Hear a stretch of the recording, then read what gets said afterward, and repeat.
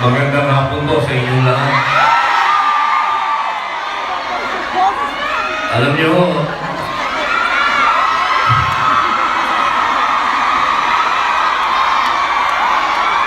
Assalamualaikum.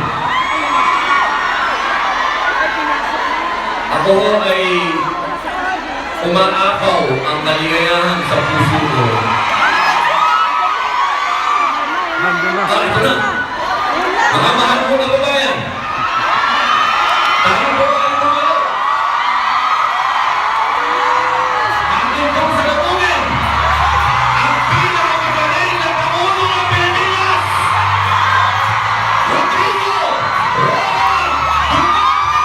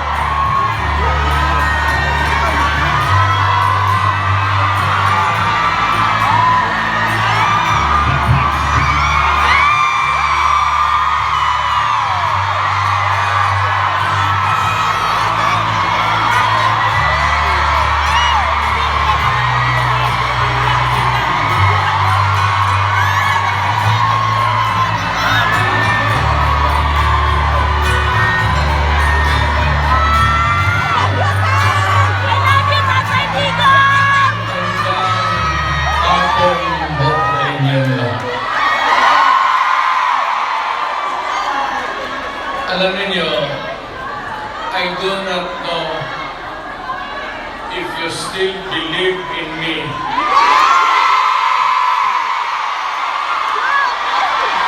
Pero, nakatingin ako sa inyo,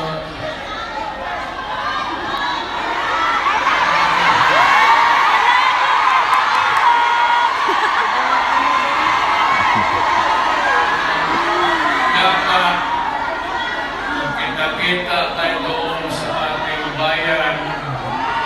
Kaya lang sa sitwasyon natin ngayon, kailangan talaga punta tayo sa ibang bayan maghanap buhay. Pero sa akin, the fact that malayo kayo sa pamilya ninyo,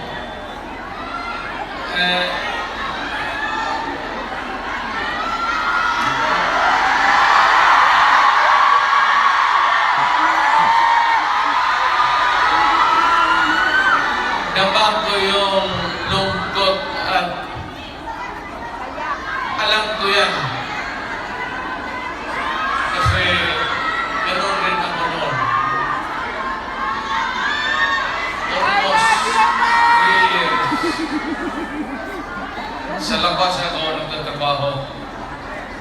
Well, nagtitraining para sa koneksyon ko sa pagka-abogado. Kaya OFW, yan ang pinakamasarap. Nakikinig ako, OFW, mabuhay kayong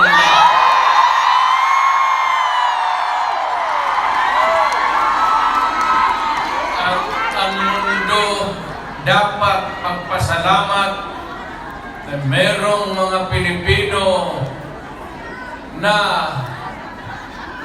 magpunta dito sa kanila, sa ibang bayan, para magtrabaho para sa kanila at para sa atin, makaipon ng pera para sa pamilya natin.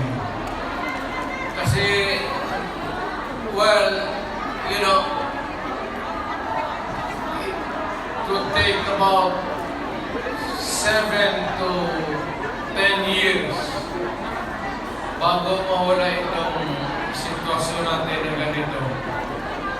But in the meantime, that we are not really ready economically to provide opportunities, trabaho para sa lahat, then I said, pilitan tayo dito, maghanap ng trabaho para sa ating mga pamilya.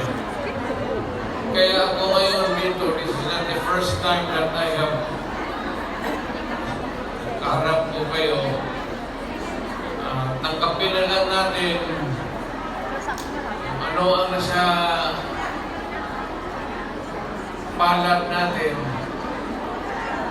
at magdasal tayo na yung pagod ninyo ngayon dito ang makinabang ang mga pamilya ninyo at ang mga anak ninyo.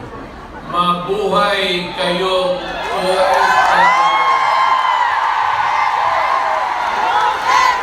kaya yung lahat ng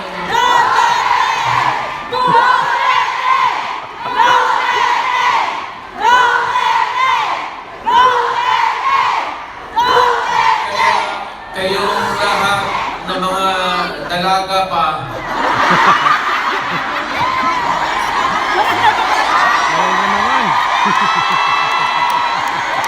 ilan kami matagal pa naman ako dito, isang buwan pa pakasalan ko kayong lahat para bigaya kayo magkaroon ako ng maraming pera.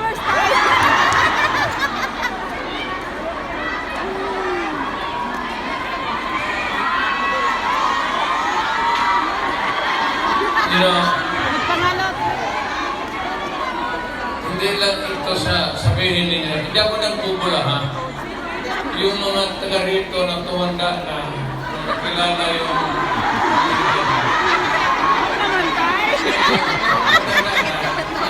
may karanasan sa